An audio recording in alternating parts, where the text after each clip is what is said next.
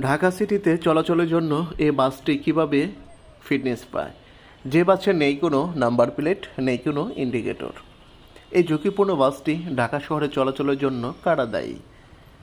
BRTA কিভাবে এই বাসের ফিটনেস রিনিউ করে? প্রশ্ন থেকেই যায়। ঢাকা শহরের যেমন সৌন্দর্য নষ্ট করছে এ বাসটি, একই সাথে প্রশ্ন দাঁড়ায় এ বাসে যাত্রী পরিবহনে কতটুকু নিরাপদ, আর এ যাত্রী কতটুকু নিরাপদ নিয়ে এই বাসে চলাচল করতে পারে। এ বাসের অঙ্গগুলো যেন একে একে খুলে খুলে পড়ছে, আর ঢাকা শহরের সৌন্দর্য নষ্টের পাশাপাশি পুরো শহরকেই প্রশ্নবিদ্ধ করে যাত্রী পরিবহনে এসব অনিরাপদ বাস। একটি দেশের যোগাযোগ ব্যবস্থা কতটুকু নিরাপদ সেটি কিন্তু অনেকটাই অনুমান করা যায় এ ধরনের যোগাযোগের মাধ্যম যে পরিবহন সেটি দেখে। আর এসব পরিবহন নিয়ে কথা বলতে গেলে পার্শ্ববর্তী অনেক পথচারী তারাও কিন্তু অবাক দৃষ্টিতে তাকিয়ে থাকে।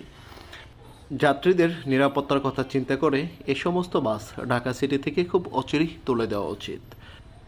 এই পরিবহনের অঙ্গগুলো দেখে মনে হয় যে এটি দীর্ঘ সময় মাটির নিচে লুকায়িত ছিল, যে তার পুরো শরীরে পছন্দ রয়েছে, পুরো শরীর যেন খুলে খুলে পড়ছে, আর এ অবস্থায় যাত্রী পরিবহন করছে, তাও ঢাকা সিটিতে।